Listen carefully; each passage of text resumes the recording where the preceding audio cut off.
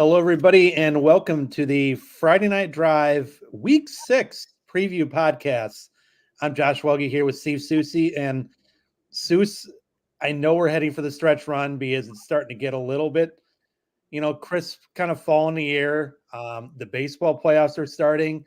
I promise you this will not be a Chicago White Sox podcast or a New York Yankees podcast. But anyway, it definitely feels like we're hitting that stretch run now when those things are going on. So, thanks everybody for joining us. Looking forward to another great week of high school football on Friday Night Drive as well.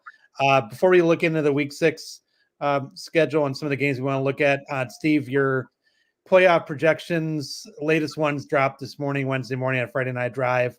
A few of the things that you talked about, the dance, the bubble of teams going up and down in the bracket from class to class. What are some of the things that you're really kind of noticing this week? Well, I think this week, one of the things that I noticed kind of out of the week 5 results, there were several games out there this week where it was like, this team kind of really needs to have the win to make sure that they stay on the path to get to 5 wins and get themselves in. And for the most part, those teams delivered, but some didn't. And the ones that didn't tended to be from smaller schools. So basically what that meant was we started to have to consider more 4 and 5 teams. And we've talked about it before. Those tend to come from larger classifications when those things happen because they tend to play stronger schedules. Maybe they're not in a locked conference that limits their playoff points. There's just a lot of variables for that. So when you start to dig a little bit deeper in potential 4 and 5 teams, usually what you're finding is you're finding teams that are from 6, 7, 8A, for example. And then it led to kind of a push to fill those vacancies that were left from the smaller schools that didn't win, and it looks unlikely that they're going to get to 5 wins now. That push started to push some teams up. It's like you're seeing teams like Morris that was like right on the bubble. Now they're kind of sifting a little bit deeper into 4A, where it looks like it's getting closer and closer to the point where you start to think of them almost as a lock in 4A rather than in 5A, where they've been the last couple of years. And some other teams that you almost never see moving into that range, like for example, Jacksonville was another team that kind of slid into the 4A draw this year. I can't remember them being 4A for a very long time. So you're starting to see that. And then another kind of really unique quirk that I don't think a lot of people realize is some of the bubble teams that are coming up like now on the new bubbles actually have the same enrollment. So we might have something materialize that we have not had materialize in about 15 years. If I'm remembering this correctly, is if you have 2 teams that have the same enrollment that fall on one side of the break line and the other side of the break line, on pairings night, how it's decided whether and which team goes into which class is by a coin flip. And we don't do it until pairings night. So there's a couple of situations where that could come into play between 3A and 4A and between 6A and 7A, where 2 schools that are sitting on or around the bubble have exactly the same enrollment. So that could be pretty fascinating. It's a nightmare for me because if they do end up falling on that break line, it's really just a wandering guess as to which team is going to be put into which field. So that's another little wrinkle that came out of this week's projection, is that there are now some teams sitting right smack on the bubble that they could end up, one could end up in one class and one could end up the other. And then I actually witnessed the last time that this happened because I was getting prepared for the state playoff show on TV. And I went in the room where they were having a conference call where they had both schools on the conference call, and they told one of them to call it, and they flipped the coin to decide which one was in which class. So that is an interesting little wrinkle that I think could potentially be unearthed over the next couple weeks. I just knew you were going to say it came down to a coin flip. Yep. And it's interesting. So an IHSA official asked one of the coaches to call it. Yep. Called in, and there you go. Yep, that's basically what happens. And I was actually talking to one of the coaches that was affected by that this week, and I said, not the old one, but the current one. And I mean, he wasn't even aware of that possibly being a situation. So I'm like, get your heads tails process in order, sir, because you may need it at some point in time in the near future.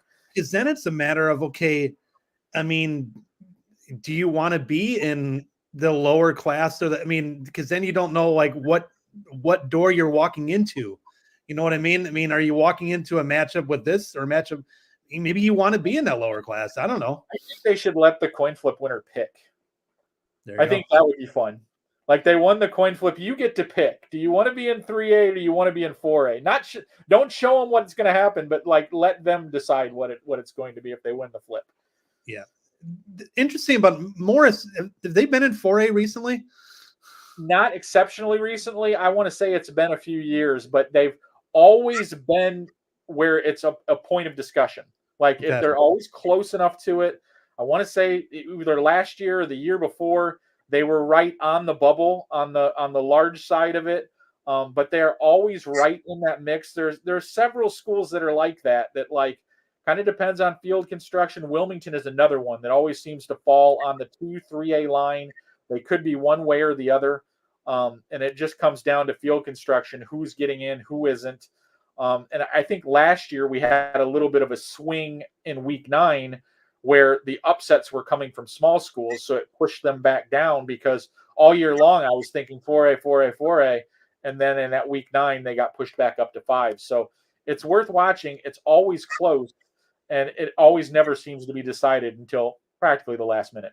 I think you referenced Glenbard West and Plainfield North as two other examples. Of course, they're going to be teams that they're fighting just to get into the playoffs, let alone 7A or 8A. So, The interesting thing about Glenbard West is if they are a 4-win team and we have 4-win teams, it looks like they're going to be at the very top of that list or maybe second, which means that if they get to 4 and 5, I'm almost 100% certain at this point we're going to at least need a few of them. They would be at the front of the line or very close to the front of the line where they can see the front of the line. That's for sure. So, but that non-conference schedule obviously loaded. The regular season schedule obviously has a bunch of powerhouse teams. So that makes sense that they would be up near the front of that group.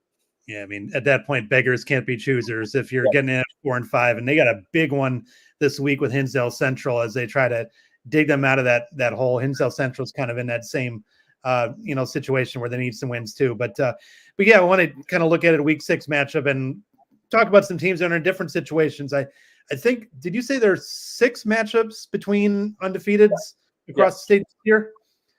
And there are some doozies. I think we got to start with the matchup that is, close to where I'm at. Geneva playing at Batavia. Geneva, I mean, Soucie, they seem like they're getting a little bit closer, but Batavia is still sort of like the older brother of that matchup in the last several years. Interesting game. I feel like Batavia is, I don't know. What's your thought before I start to offer my thoughts on that matchup? It's interesting because it's like, I feel like this may be the best chance that Geneva's had to get Batavia if they're going to get them in quite some time. But I also feel like Batavia is still going to be a very, very difficult team to get. So it's like, maybe they haven't bridged the gap as much as I think. Maybe Geneva is a lot better, but I think Batavia might be a lot better too. So have they bridged? I'm really kind of fascinated to see how this game plays out. I do think Geneva has the capabilities to, maybe put together that game that maybe does finally get them. But it also wouldn't surprise me if Batavia continues to show the dominance that they've showed in most of their games this year. Either way in that situation, I think the end result of this game could go through a whole bunch of permutations. That was a game. I mean, I was at a game that they played last year, and that was a ball game into the fourth quarter. It was a close game, and it was a close game, even though Talon Taylor, Geneva's, star player going to Georgia, the wide receiver, he didn't have a great game, and then he was hurt in that game, and he actually missed several weeks after that with a leg injury. And let's just say, I'm sure he's going to be for Geneva to win. He's going to need to show out. I would say Friday. I mean, I don't think I'm really reinventing the wheel with that prediction. Yeah, I would agree with that as well. I mean, they're going to need a big performance from somewhere. He seems like the most likely source to deliver that if Geneva does get it. But it's just kind of really interesting. And, I think we were talking a little bit about that on Monday night show with Matt. Batavia is good all around. I think their defense gets underappreciated a lot because of what their offense tends to do and puts up big numbers and does all of this. And you got Whitwell doing what he's doing. And but that defense is really, really, really good. And I think the kind of offensive firepower that Geneva can send at them is going to make for a really interesting contrast. Yeah, it's going to be a great game. One that I'm looking forward to it. Another one Friday, another match of unbeaten. The game that I'm going to be at, Downers Grove North, is at York. Downers Grove North, how much are they an under the radar 5-0? I mean, maybe it's just because they just really have not been challenged up to this point, but they've quietly just demolished everything everybody in their path. I think this might be misconstrued as kind of a little, not a compliment. I intend this to sound like a compliment when I say this. I think both of these two teams are doing exactly what we expected them to do. And in doing that, we're not really worried about them, if you would. You're just the expectation is they'll be fine. They're going to win that game. I'm not going to worry about it. And so far, that's exactly what both of these two teams have done. They've done what is expected of them. It's not particularly flashy per se, but it's machine-like. It's getting it done, and it's going to be interesting to see when those two forces collide, what happens, because obviously both of them can't entirely dictate the game to the other like these two teams have done so far to their first 5 opponents. Yeah, it's a matchup between teams that I think when it's all said and done, I think York's going to be a factor in 8A. I think Downers Grove North's going to be a factor in 7A. And I think this week's game might give us an indication of how much of a factor are we really talking about. Not to just cast it all on one result, but I think we're going to maybe learn a little bit more about these teams because, with Downers Grove North, nobody's really tested them so far. And York, yeah, they had a few moments in the non-conference that were a little difficult, but they basically had their way. Hinsdale Central did give them a pretty good game last week, but yeah, I think we're going to find out a lot more about these teams. It's a game I'm interested to see what happens. And in that league, I mean, there's 3 unbeatens now, and it's going to be sort of a round robin effect the next few weeks with Lions Township. Yeah, I think that's definitely, pretty accurate in regards to what you said there.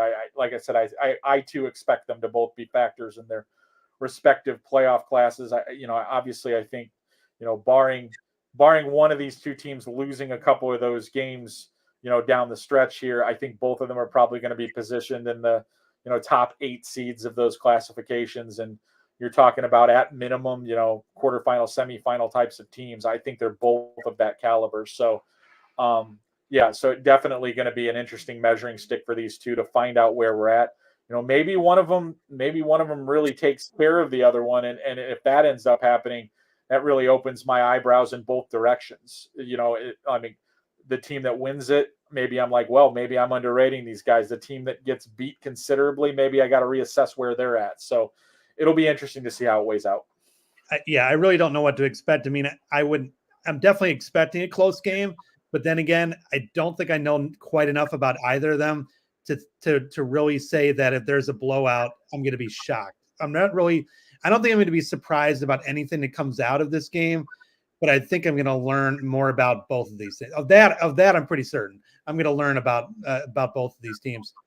There are 2 teams that I'm not at all surprised that are 5-0, but there's another team up north that I think we're both a little bit surprised that are 5-0. We're talking about Frem, big one. They play Barrington 5-0. What do you make about that matchup? It's going to be interesting because, everything that I've picked up on Frem since the beginning of the season has been, they have some offensive capabilities, but they're really kind of defensive centric. This is a very good defensive unit. I think they're holding opponents to, around maybe a touchdown a game at this point in time. And then you go to the other side of the field and you've got Barrington who scores points like you and I blink. I mean, so really when it comes down to it, I mean, what wins out here? Does Fremd have to match Barrington on offense because they're shredding up the Frem defense, or does Frem change the context of the game by saying, we're not going to let you score 40 tonight. You're going to have to figure out how to beat us in a different way. So that definitely kind of a situation where you're going to get a real gauge on how good each one's supreme marker is, if you will. Like, how good is this Frem defense and how good is this Barrington offense? Barrington puts up a bunch of points against this defense. It's going to be a pretty good indicator that they can do it against almost anybody. Fremd is able to keep Barrington's offense in check. Also an indicator that they're going to be able to do it against almost anybody. So really kind of looking forward to see whose strength wins out in this game, or does it just balance out and we kind of have a little bit of a rock fight? That's the thing. I mean, that mid-suburban league, it's known for offense. It's known for 50 to 45 games. But Fremd has really hung their hat on their defense. Palatine is 4-1. They've really hung their hat on a really good defense. A little bit, some of these teams, they still like to score points. Don't get me wrong. But, I mean, they're kind of showing that they have a different identity about them this year, which makes them a little bit more interesting, something we're not familiar with. Yeah, definitely. And it's definitely kind of when you have to look at what is going on in that conference with the depth that kind of seems to be about, developing there. It used to be you'd get into that conference and it would be Barrington and then maybe Palatine just a step behind them, and then a pretty big chasm between the rest of the conference. But Schaumburg's kind of reemerged as a threat. You've got Fremd, Hoffman Estates sits there at 4-1. So it's not going to be a situation where you're like, when do Barrington and Palatine play? You've got other obstacles and other issues along the way that you're going to have to deal with. And I think ultimately that's going to make all of those teams better when it comes to the postseason, that they have more than one or two challenges to deal with during the regular season. But for right now, it just takes some getting used to. So obviously that league is deep. There's probably multiple matches we could talk about in that league. Another league that's really deep, the Chicago Catholic League. Nazareth St. Rita, maybe the best matchup as far as like quality teams on paper. But there's another match in that league that, I'm just calling it week 6. It might be a playoff game. IC Catholic St. Francis. The loser of that game might be in trouble. What's your take on that matchup? Yeah, it's crazy to think that 2 weeks ago we were talking about, Wheaton St. Francis just beat Loyola. Do we have to reconsider how strong that team is? And then whatever ended up happening last week, depending on who you talk to, and that loss to Providence, it's going as a loss on the ledger. So, now they've dropped 2 in a row here, and and you're wondering where they're at. And this is not exactly a game that you want to try to have to go into trying to get healthy, if you will. It's going to be a tough challenge. These two are obviously longstanding rivals before they were in the Catholic League. It rages on now. And IC Catholic now is in a situation where it's pretty close to a must-win for them. So, they're going to get into a real precarious situation if they pick up another loss. So, I don't want to say they're going to be in desperate times here, but there's definitely going to be a sense of urgency on both sidelines and a recognition that this is a really important win. It would be very, very strange for a playoff situation with IC Catholic not being in 3 or 4. They're usually a team that, all right, where are they on the bracket and how far are they going to go into playoffs? And not seeing them in there would be very unique. I knew this is going to be maybe a different year for them. They graduate a lot. And the thing is that I was really kind of concerned about them after Nazareth beat them pretty handily 2 weeks ago. But they played Marist pretty good last week, which leads me to believe that there is still a lot of quality there, and it makes this matchup another coin flip that I don't really know what to expect. Yeah, you're right about that. IC Catholic had an opportunity, a 4th and goal that they didn't convert at the end of that game, ended up losing by 8. So they had an opportunity to score there at the end of the game and potentially force an overtime period against Marist. So, they were right there, but eventually if these games keep happening where they were right there but don't get wins, then we're going to get into a situation that they're in now, which is you can't keep having this many close calls and not have very many of them go your way.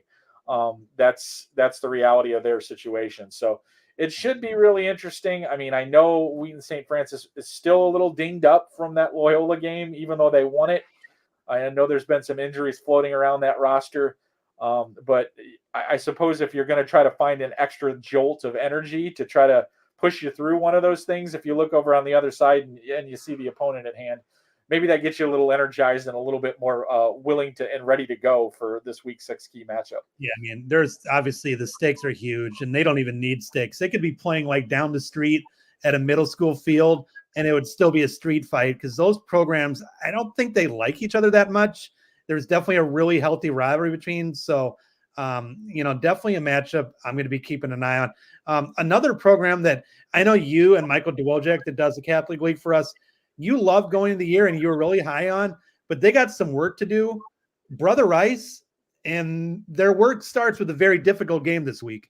Yeah, I mean, you're at home, but you look on the other side and it's the Mount Carmel Caravan staring at you. So not exactly a situation that you want to go into being where they're at so far on the record ledger. They're another team that, once again, they've been in almost every game that they've played this year, but eventually you've got to start pulling out W's in those close games, and they have not been able to do it. And that's when we get to this point of the season and you're looking at that, and then you look at what you have left on the schedule, you need some breathing room, and Brother Rice doesn't have a lot of it. So it would really behoove them to try to figure out how to pull a rabbit out of their hat this week. Mount Carmel, in my mind, is still a pretty substantial favorite in this game, but Brother Rice needs this one a lot more than Mount Carmel does. I think the Catholic League is going to be, obviously, understatement, it's going to be well represented in the playoffs, but it's going to be represented by maybe some teams. It's going to be a different group of teams than maybe I think we're used to seeing. Yeah, I mean, when I was talking about this earlier in the week, it's like if you would have said before the season, there's only going to be one Catholic League team left undefeated after 5 weeks. And if you would have asked me to list them, and I'm not saying I think that the team that is undefeated still is a bad team, I probably wouldn't have got to them until 7th, 8th, or 9th on the list, and that's St. Lawrence. But everybody else has got at least one, and a whole bunch of teams got 2 and 3 at this point. So just kind of maneuvering your way through that jumble. But I think you're going to see some teams that like we haven't seen in a while, or if we have seen them, they have not really been in a position to like really make a impact in the playoffs. But teams like Bennett, Marmion is another, maybe DePaul Prep. These are teams that very infrequently have made the playoffs, and at least in recent years. And when they have, it's been we're going to sneak in the back door here. They might be able to get into the bracket and make a little bit of noise just based on the rigor of their schedule that they've played that prepares them. If they can get to 5 or maybe end up being one of those 4-win teams with a bunch of points, there's going to be some different names that are looking as possible dangerous underseeds coming out of the Catholic League this year, no doubt. Yeah, want to go in a completely different direction. Another matchup of undefeated teams in the smaller school realm. Durant-Pecatonica at Lena Winslow. That's obviously a dynamite league up there in the northwest corner of the state. I know a lot about Lena Winslow in the past, but I don't know much about this team. Don't know a whole lot about Durant-Pecatonica. What's your take on that matchup, and what do you know about these teams? Well, it's always been kind of interesting. I mean, when you look at that conference, it's the premier small school conference, the premier 1A, 2A conference in the state. I don't think anybody's really going to argue with that. And then when Lena Winslow has pretty much been the dominant force in that conference for several years, that's continuing so far this year. Durant-Pecatonica is an interesting situation there. With the co-op, they jump up to the 3A playoffs once they get into the postseason, and they've actually had a little bit of success there, advancing a couple of rounds, but they're just not quite at the level of Lena Winslow. This is an interesting team. I think maybe we've got a chance to, I'm not discounting, especially at home. Lena Winslow is really, really tough, but I think Durant-Pecatonica is going to throw some swings at him and make a good run at him this time. Still think Lena Winslow is your favorite, but I also think Durant-Pecatonica is a team worth keeping an eye on. And I do think that, if the bracket breaks right for them in the postseason, they could be an interesting team to keep an eye on in 3A. I know within our chat, we had a reader complimentary Woodstock North is off to a great start to the season. They are 5-0 and doing great. There's another game in that league, though, that Kishwaukee River Conference, and I'm really keeping a close eye on. this week. Sandwich going up to Richmond Burton. Richmond Burton's sort of been one of the class of that league so far, but I mean, Woodstock North is off to a good start to the year. And Sandwich seems to quietly be coming along. You know, what's your kind of just on that matchup and just kind of where that league stands? Because there's a lot of teams that, you know, Woodstock North, I think they're in great shape for the playoffs, but there's a lot of teams that are right in the mix as well. Yeah, when you look at this league, typically, I mean, granted, it's been reformed in regards to, you know, last year we had them split and they were mixed up, you know, a little bit with the Interstate 8. Now they're a solitary league in the Kishwaukee River again. But the thing about that is, a couple of weeks ago, I think we had 6 2-2 teams in that league, and then Woodstock North was clear of the fray. They're obviously they're on their way to the playoffs. Like I've said before, they've already got 5 wins in the bank. I think it's nearly impossible for a 5-win team to not get in the construct of this year's playoffs. But obviously have their aspirations on maybe trying to take the league title here as well. This league, or whatever formation of it, has been dominated by Richmond Burton for the last 5 or 6 years. But obviously a little bit of a step back for the Rockets right now. Have already lost a league game, lost another game to a team in non-conference that I think is awfully good. So it was hard to gauge. That loss to Quincy Notre Dame, I think they might be the best team in 2A, to be completely honest with you. So I don't think that's a bad loss either. So it's been tough to gauge if maybe Richmond Burton just ran into a really good football team there at the early part of the year, or are they really have they really come back to the pack? Well, they lost to Johnsburg in the conference play. So maybe they have come back to the pack, and it's a little bit more up for grabs than it has been in several years. So I think Sandwich is in that factor. Johnsburg has to be considered kind of in that race too. Woodstock North ready to make its presence felt. You know, Richmond Burton probably won't give it away without a fight. So I've listed 4 teams that are all ready to step into the ring, and you know, maybe someone else emerges and throws a monkey wrench in there too. Marengo can be tricky at times. It's like, so I mean, every week in that league is going to give you an opportunity to advance your goal, but it'll also provide a pretty substantial stumbling block for you too, where you could just as easily maybe not have your best night and another team steps up and picks you off. Yeah, I mean, things are really going to shake down the next few weeks. I mean, this week you get Richmond Burton, Sandwich, then I believe Woodstock North. They play Richmond Burton after that, then they play Sandwich after that. So yeah, I mean, the dust is gonna settle eventually. Stuce, is there any other matchups from around the state that we could probably name 30 or 40, but are there any other ones that Friday night you're really going to kind of be keeping your eye on? There are a couple. I'm pretty interested in that Normal Community Bloomington game. Bloomington off to a 5-0 start this year, kind of a surprise out of nowhere. Normal Community is kind of considered the power of the Big 12 Conference. They do have a loss on their ledger. They lost to Kankakee. I saw them. I went over and saw that game for a half.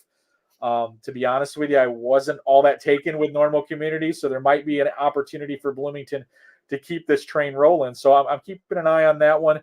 Another Catholic League game that I'm kind of keeping my eye on, I'm interested in that Fenwick-St. Lawrence game. Yeah. Just as another one, because, you know, I still don't have a concrete read on Fenwick. I think they're pretty good. I don't know how good. So I think that'll be an interesting measuring stick for them. And one more down south that I'm just kind of a little bit fascinated with as I find out a little bit more about these teams. Collinsville is an independent that kind of plays all over the map. They've been pretty good. They've been in the 7A playoff field the last couple of years. The expectation is that they're going to bring a pretty good team to the table. They're traveling to Belleville-Altoff this week. So Belleville-Altoff is a 1A school. I actually caught some video of them over the weekend. I have no idea how anybody in 1A is expected to beat this team. I mean, they look incredible on tape. I mean, they look like a legitimate 6A, 7A stronghold. Got a running back, a D1 caliber running back. They got 2 other guys, I believe, that have signed D1 offers. This team is absolutely loaded. So I'm interested to see. You know, Altoff has a schedule where they step up several levels on several times this season. I'm interested to see how they trade punches with essentially a 7A team and a good 7A team this week. So that one will tell me quite a bit about both of those programs. Yeah, and you mentioned Fenwick. I mean, they're about a minute away from being undefeated. That Joliet Catholic, that was down to the wire. But then again, they've really had some close games, and I think the heart of their schedule is the last 4 weeks of the season. They play some really good teams the last 4 weeks. So we're going to learn a lot more about them. Before we get out of here, week 6, you know it better than anybody. What does week 6 mean?